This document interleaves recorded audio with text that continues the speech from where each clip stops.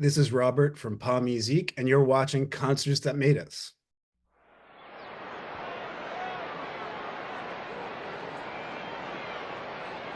Is everybody in? Is everybody in? The show is about to begin.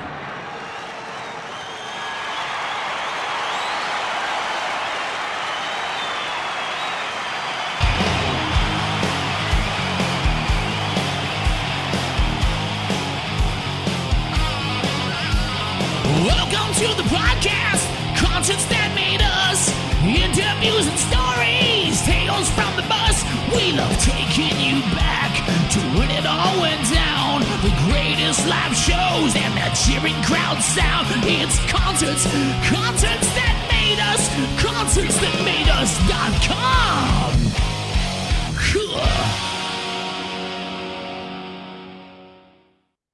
Robert, you're very welcome to Concerts That Made Us. I'm happy to be here. Thanks for It's having great. me. It's great to have you now. I'm looking forward to diving into your music over the next bit. Now, Musique recently released the album Come Follow Me. It was inspired by Fad Gadget. Take us deeper into the album if you can. That's correct. So, growing up, well, in my teens, maybe early 20s, I met a woman, Jackie Hillenbrand, who turned me on to Frank Tovey, Fad Gadget, and it's been with me ever since. Uh, I always liked how he does kind of regular poppy, folky music, but also mix it in with some avant-garde kind of aspects. And I always wanted to do something like that. And well, a couple of years ago, I started playing around with the idea of, oh, maybe I should do something like this and work with actual lyrics. This is the first time I'm working with actual lyrics, as it's usually just more on the experimental side, and guitars and synthesizers and things like that. And so, yeah, I started to do songs and put them together, and more, about 80%, I think it is, composed, and then 20% improvisational. And, it depends on where it goes live and things like that. And kind of surprised myself that I could actually work with lyrics and remember them and not toying with gadgets all the time, which is also fun. But I like to mix it up and change it around. Yeah, I get you. I get you. Although previous albums included more members of the band on the record, this one was more so just solo. What was it like doing it like that? Well, I mean, I started this project a long time ago solo, and it was just mainly abstract compositions and videos and more avant kind of thing. And then John Worthy got on board several years in, and we started doing live gigs locally. And I always had the door open for musicians to improvise with or collaborate with, and it was a lot of fun for years. And then I decided to stick to two or three members. And the two or three albums previous to this involved Jesse Fairbairn and Michael Durick and John Worthley, in and out for different projects. But that was the full band, considered the pop music, like krautrock kind of style years or whatever. And then the pandemic happened. Mike had a baby. Jesse skipped out and just started doing his own graphic design kind of business. But I kept it going. I kept it going during the pandemic. Did a lot of recording like everyone, and kind of live shows from the house, which is quite awkward. But you see that little ticker like, oh, there's 100, 200 people watching, but you still feel like you're playing to your computer. So it was hard to really, it's a thing to be said for like audience interaction or participation when you're there. It could be for two people, but you're still in front of people. Right, Yeah. right. Yeah. You know. So yeah, so I just kept this project solo. I mean, Michael dabbles once in a while when he has time off from his new son, and John, we're working on a more avant video film project now with Pa Musique, doing kind of improvisational studio techniques and improvisational video techniques like we used to do way back in 2008 or 9. So we're kind of getting back to that, and the probably the next project won't even be released on CD. I think it's just going to be short films. I might put it on something like Vimeo, but it's going to be a little special comparatively to other things, that we've been doing. So I kept it solo, and I did go on tour with the song from Come Follow Me last year in Europe, and I think it was well received. And it's a different thing, performing with lyrics instead of just kind of thinking about all these gadgets. And you need to kind of weird way to say it, but like perform and interact more maybe when you're doing vocals instead of doing just sound and video and things like this. So yeah, I mean, I just changed it up, had fun with it. I mean, if you look at the discography over the years, I've been doing this since 95, maybe touring in like 2008. Um, it's changed radically, but I always like to try new things and reinvent pop music. And, I don't like to do the same thing over and over and over again, So yeah, some people like the new stuff, some people like the old stuff. It's just trying to progress as an artist, really. Yeah. I like it. I like it. Were there any challenges or kind of memorable moments that you can share with us from recording and production? From this past album. Yeah. Well, I mean, I remember, well, the first thing that comes to mind is that when I was doing the tour in Europe or doing some gigs in the States, driving around, just kind of going over the songs in my head, singing out loud while I was driving. So hopefully I wouldn't get pulled over and I'd be singing. But, um, there's that. What else comes to mind? I mean, the process, it just sort of comes to me. I kind of sit with basic ideas on maybe my iPad doing sequences and kind of just starting with the basic patches that they give you and ripping them apart and changing them and things like this, reconstructing them. I really like this one program by Jim Audio. It's a sequencer, a groove writer, and so I've been playing with that for years. And actually, the reason why I started that is because I figured like I don't have to carry a sequencer box anymore, because I travel around a lot and I'm kind of a one person deal now. Even when it's like two or three people, it's a lot to carry. So I've been, I was like, well, I'll just use it on the iPad. I was always kind of against using like software stuff, but I was like, well, what's the difference? I'm pressing buttons on this, I'm pressing buttons on a box. The performative aspect comes in like when you're playing synthesizer. So I keep, I have regular synthesizers that I bring with me and pedals and the vocoder, with the vocals. So that's pretty much the process and how that works. And so I start off with basic ideas and then I'll work with synthesizer sounds. And actually the one difference with the newer songs that I'm working on actually now, not on Come Follow Me, but I changed the vocoder that I used to have. It was an Electro Harmonics a vocoder that I used for years. Now I've changed it to a few other boxes that it's going to be quite different with vocal sounds. But Oh. yeah, I mean that's just gear stuff. I mean, unless you're in gearhead. But I mean that's what comes to mind. It's mainly process that I was going through, and just remembering lyrics and coming up with them, how they come into your head. Yeah, I mean, I guess I don't know. In my process, they just kind of I listen to something that I did, and then lyrics start to pop up, and I'm like, oh, okay, and I write it down. I mean, I've always been improvisational. I started, just 100% improvisational kind of stuff. I used to be in a jazz noise band called the Jazz Fakers, which I played violin in avant violin, and there was a sax player, electronic bass player, and drums. So that was fun for years. That was a different experimental project. Yeah. That was all out there kind of stuff. I think we actually got really convincing because people actually asked us where we started to actually where we studied and everything. So I was like, they're like, no, you really do sound like a jazz band. You're not a jazz band. I mean, it's funny because pas musique is means not music in French, right? So it's Mm. like big jazz and not music, but it's become more and more musical, and it's like the more and more I play it, it becomes a little bit more musical. I guess it just happens like that, which is kind Yeah. of one reason why I kind of want to go back to this just simple improvisational studio techniques, video techniques are a lot more innocent, and I Mm. like spur of the moment kind of things like this. I also work on films too, short films, and it's the same kind of thing, Yeah. Yeah. Yeah, I get you. I get you. If you had to pick one track off of Come Follow Me that maybe means the most to you, which one would it be? Um, too civilized. That's kind of been in my head, but it's more fun to actually perform Shout at the Horizon live. It's kind of like that's where I let loose all of my energy live and my vocal kind of techniques. And it's one thing to do it in like my home studio or a studio and you're playing it, but then if you're in front of a crowd and the sound's always different, right? So wherever you are. So, if it's a beautiful subwoofer and speakers, you can carry these great bass tones with your voice a lot more than you can in a smaller place. So, and that's what I do and Shout at the Horizon. So that's kind of a lot of fun to perform for me. So I yeah, could imagine, that yeah. Yeah. I'd say that one. Yeah. Yeah.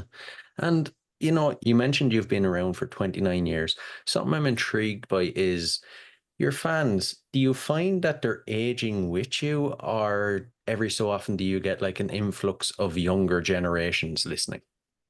That's a great question. I'm always surprised at who's listening.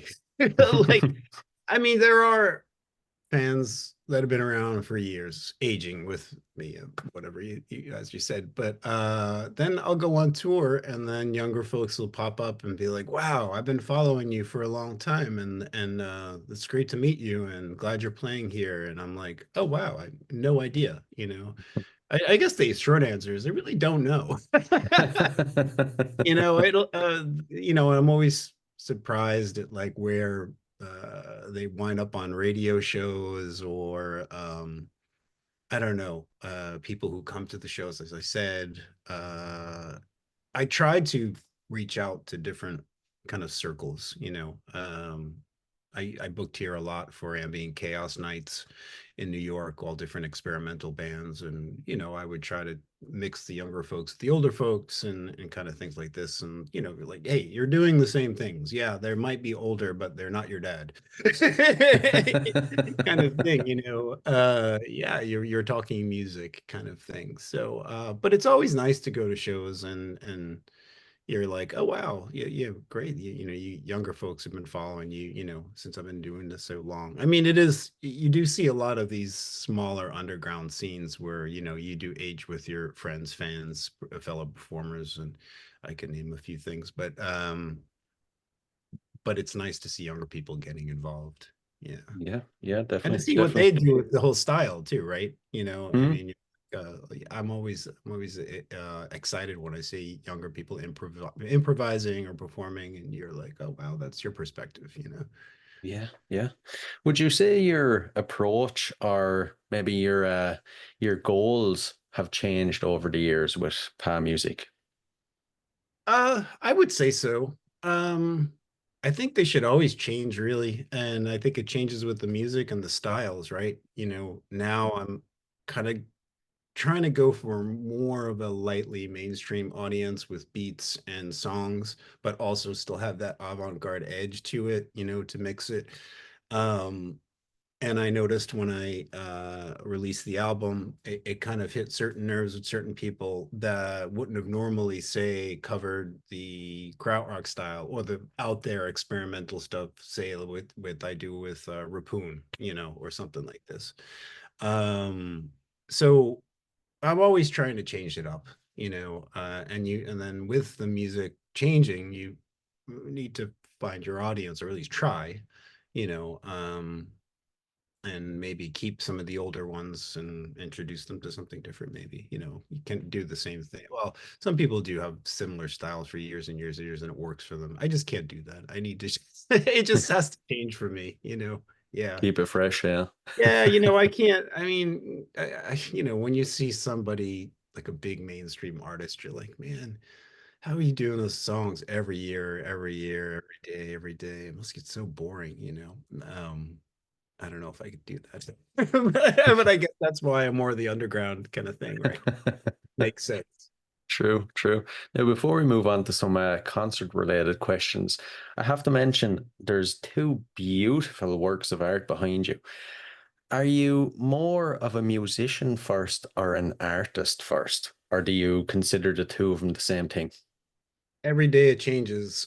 Every year it changes. I mean, God, for like 2000, maybe for like 6 years, I didn't paint. and all I did was music. I mean, that might have been around in the 2005-ish to 8 or 9 or something like that.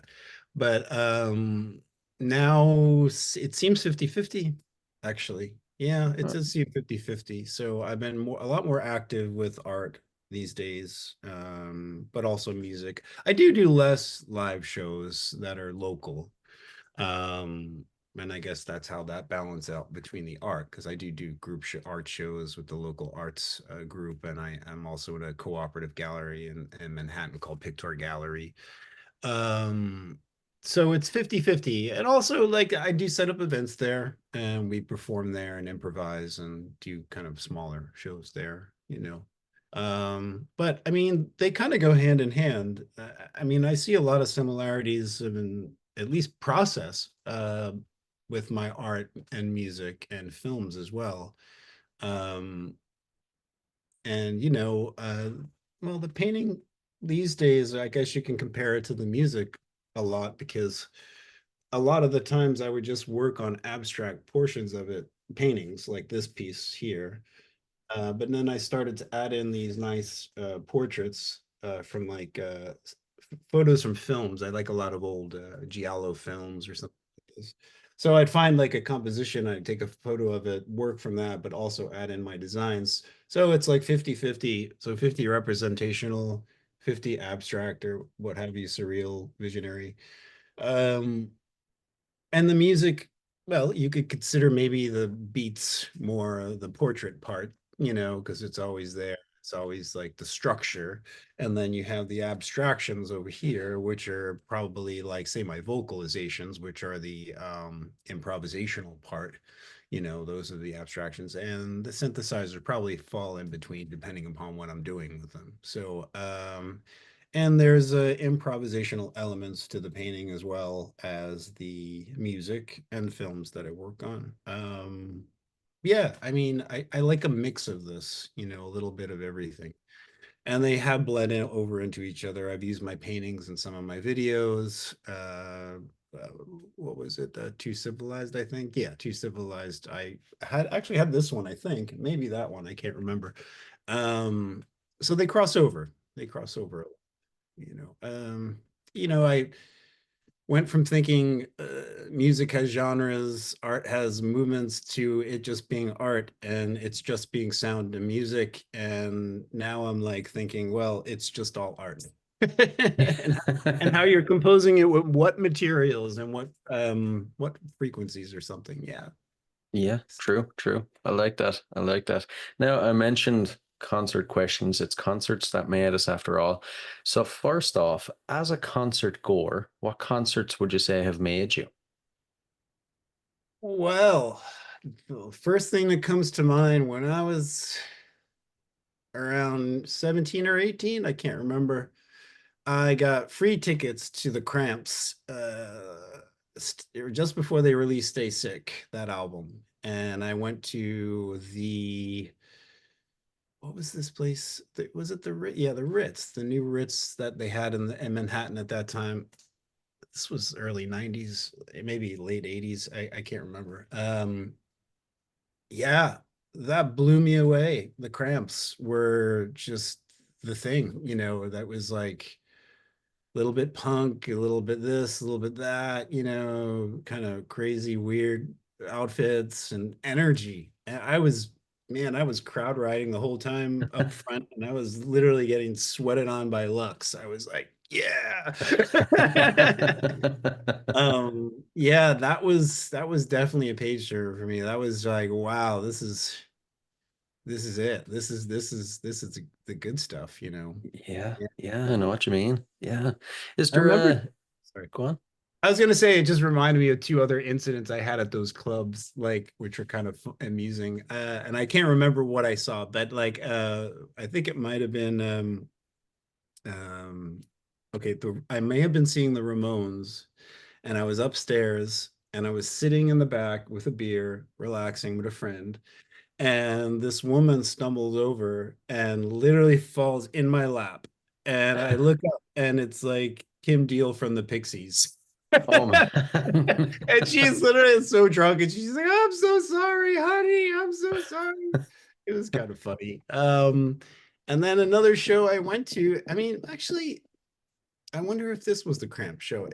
Joey Ramone, like he fell into me as well going down the stairs, and I had to grab him and hold him up because, well, his legs or whatever, I don't know.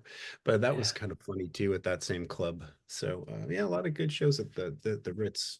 Yeah. Yeah, yeah, it sounds it. It sounds it. Is there a show that you attended that maybe fans of your music would be surprised to see you at?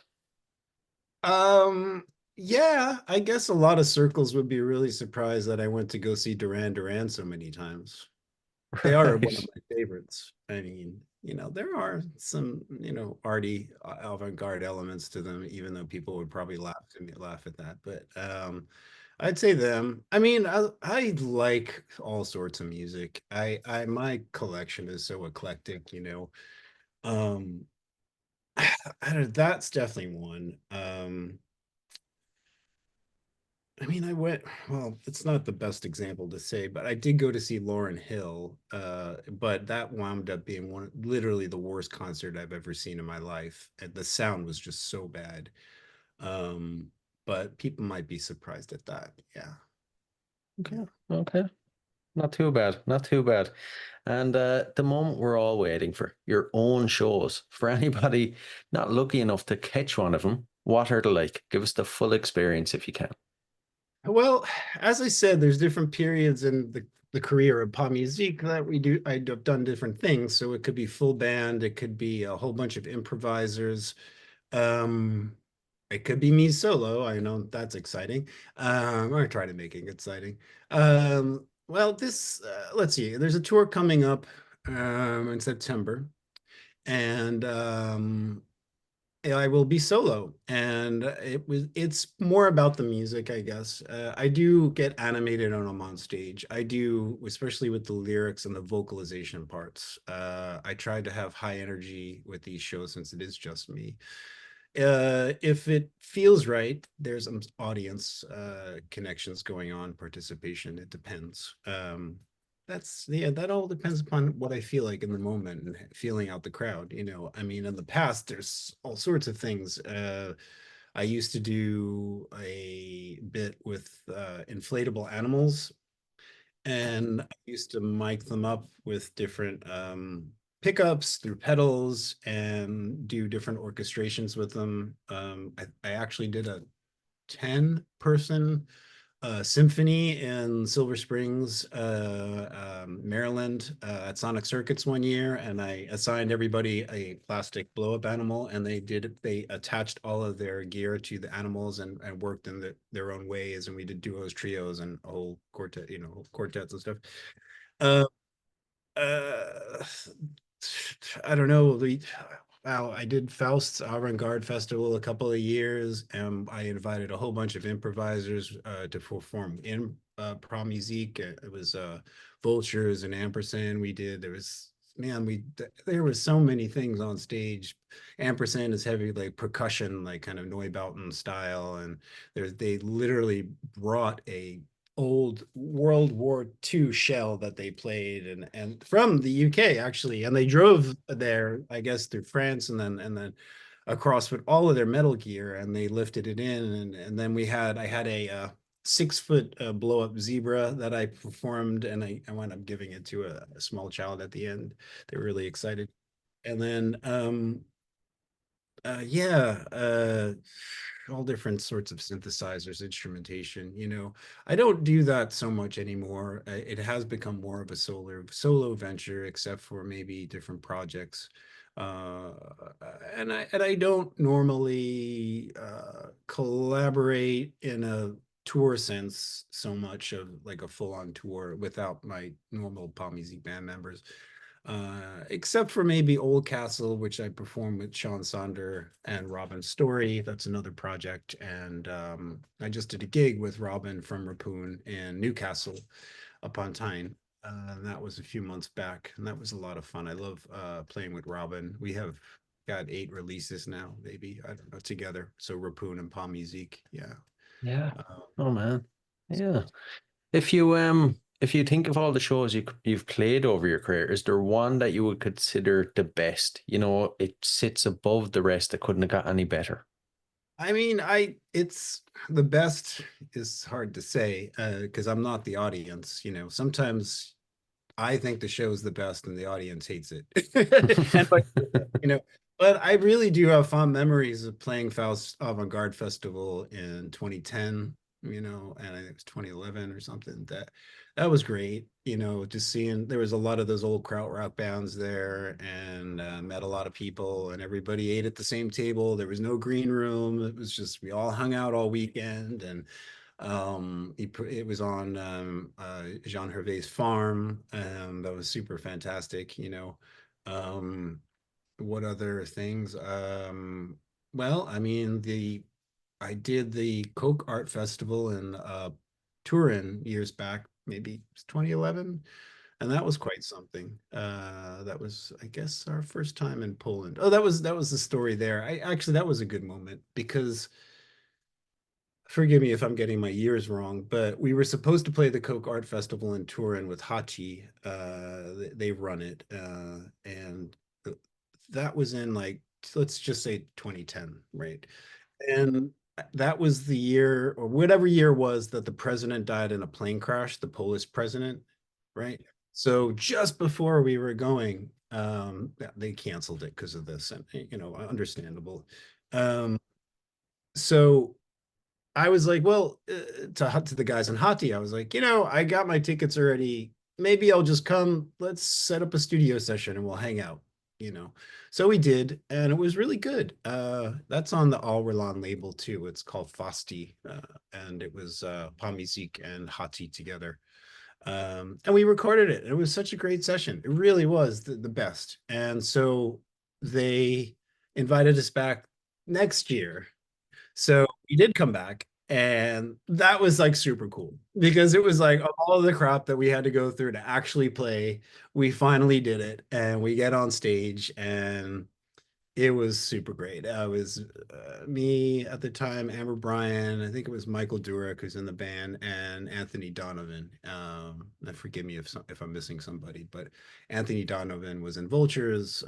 He does Murmurous now, and used to do an online label called Class War Karaoke, so that we were involved in. So that was a good moment. I mean, just to Yeah. finally actually perform, and the sound was great, the audience was great, it was a super great show. So yeah, I mean, I would say that's Yeah. what. Sounds unreal now. Unbelievable. Here's a fun one. If we take that question and flip it around, it may be the early days. Is there a gig you would consider the worst? Everything fell apart, and how did you overcome it?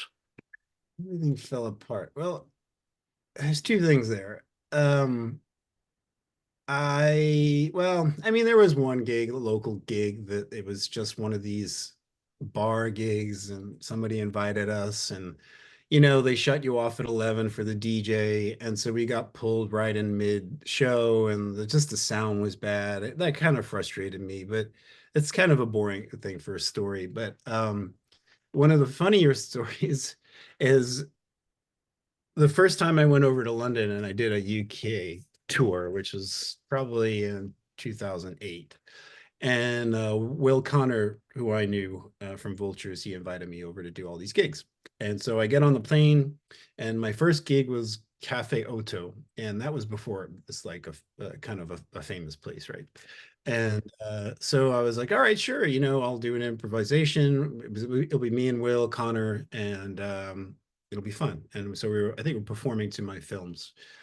And then at the last minute, he goes, do you mind if Zev comes and hangs out and plays with us? And I was like, wait, the Zev? I'm like, the guy who does all the great percussion? He's like, yeah. I was like, absolutely, So I'm super excited, and we get to Otto, we set up, Zev's super cool, and then just as I was about to play, I had a SP404 sampler, and that was kind of going to be my main backing for everything I'm doing. And the power just goes out.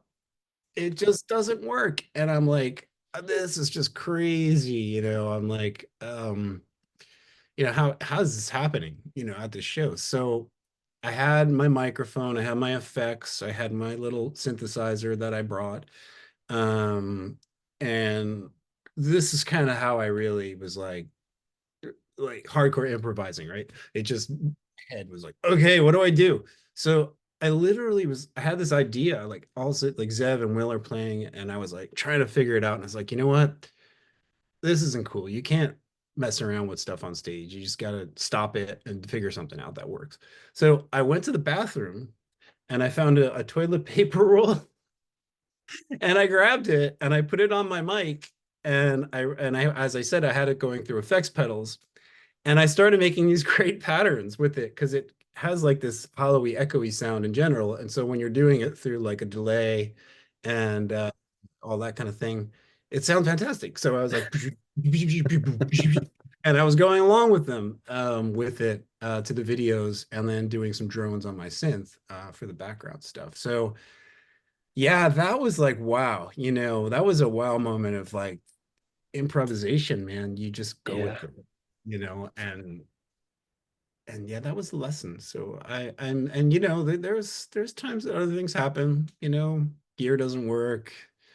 You just go with it. One other time, I went to Europe and I started in Germany, I think, and I used to have a Kai Miniac, and for a year I kept telling me that it was like 240 compatible in voltage. And I kept telling myself that until I got there and I plugged it in and it was like, Oh. and that again, that was going to be part of my whole shtick. Like, that was the background. And thankfully it was just the power jack. But with that, I just gave the thing to I just gave it to a friend of mine and I just went with it for the whole time. Mm. I was just like, so I didn't actually use the synthesizer. Yeah. Right. So Right. I just used up my pedals and everything else. So and I improvised with my friend Brand Stifter. So yeah. Right. I have to say I love the toilet paper roll one and talk about really thinking outside the box. Yeah, you have to. Yeah. Yeah, exactly. Exactly. Now, before we dive into the last couple of questions, future plans. I know you mentioned there's a tour coming up. What can you share with us? There's a East Coast middle state tour in the US, 16 gigs. And yeah, there's I don't know, you could check it on my Bandcamp. They're all there. Starting in New York, going to Salem, going over New York State, Chicago, Ohio, Columbus, Ohio, down to like Louisville, all that kind of thing. So you could check out all the dates there. Yeah, Bandcamp. Brilliant. Brilliant. Exciting. Exciting stuff to look forward to. Yeah. Right, we'll dive into the last couple. There are a couple of random fun music questions. Okay. First of all, besides music, art, films, what are you obsessed with? Movies. Okay. Got a collection of over 1,000 DVDs. Man. Well, and they're usually more like boutique labels like Severin and Vinegar Syndrome and like a lot of older avant films or Italian giallo horror films, things like this. Yeah, I just love obscure films. Mondo Macabre is a good label too to go for that. They reproduce a lot of old cult films from Asia. Oh, Um, yeah, I don't mind promoting any of these people. I think that what they do is fantastic. So yeah. all right. Okay. Okay. The next one, it's a bit strange. If you had to spend 24 hours locked in a room with any musician from history, who would it be? History. Wow. Um, phew, that's a hard one. Um, maybe maybe Luigi Rizzolo. Yeah. Okay. One of the first quote unquote noise musicians who did symphonies and really abstract kind of things way back when.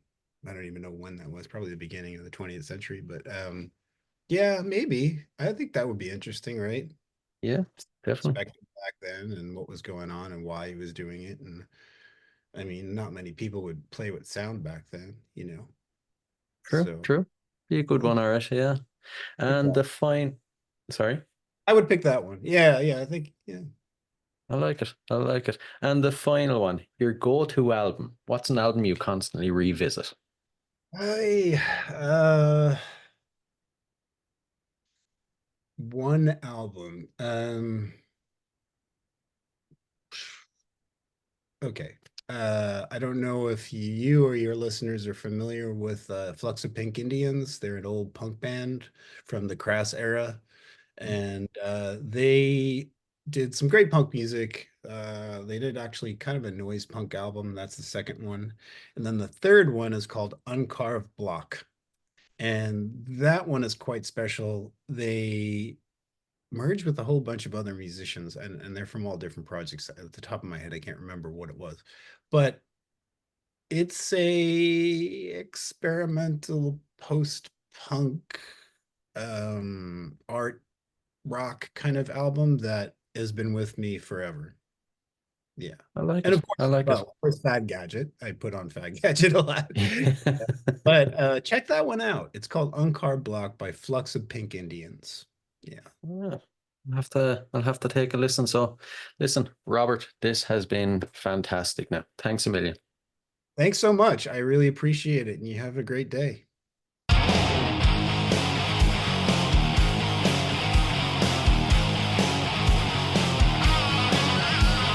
Welcome to the podcast, concerts that made us into music stories, tales from the bus. We love taking you back to when it all went down. The greatest live shows and the cheering crowd sound. It's concerts that made us, concerts that made us.com.